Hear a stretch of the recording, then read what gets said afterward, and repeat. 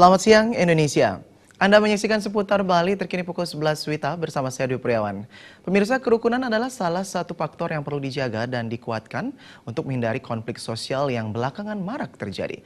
Perempuan khususnya ibu rumah tangga memiliki peran penting dalam menjaga kerukunan, khususnya menjadi contoh dalam menjaga kerukunan di lingkungan rumah tangga dan sekitar bagi anak-anak mereka. Ketua Forum Perempuan Lintas Agama Provinsi Bali, Nyoman Nilawati menjelaskan, kerukunan di tengah keanekaragaman budaya merupakan aset dalam kehidupan berbangsa dan bernegara di Indonesia. Sebab kerukunan merupakan salah satu pilar penting dalam memelihara persatuan dan kesatuan bangsa Indonesia. Tanpa terwujudnya kerukunan di antara berbagai suku, agama, ras, dan antar golongan, bangsa Indonesia akan mudah terancam oleh isu perpecahan yang berakibat pada kehancuran bangsa Indonesia. Untuk menjaga kerukunan, perempuan khususnya ibu rumah tangga memiliki peranan penting dengan pemahaman saling menghargai dan toleransi yang dimulai dari lingkungan rumah tangga yang kemudian meluas antar tetangga dan masyarakat sekitar. Tentu akan memberikan pendidikan dini kepada generasi muda, khususnya anak mereka memahami apa itu kerukunan dan toleransi.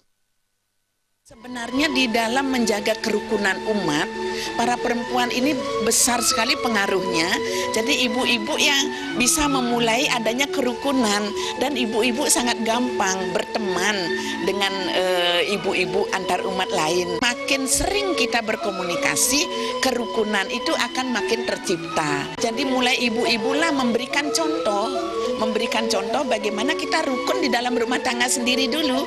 Jadi menjadi contoh lah, rukun di rumah tangga sendiri berarti antar suami istri, kemudian dilihat oleh anak kita, jadi anak kita pun rukun, kemudian dengan tetangga bagaimana juga rukun dengan tetangga, jadi dengan begitu kita bisa membiaskan kerukunan itu kepada masyarakat.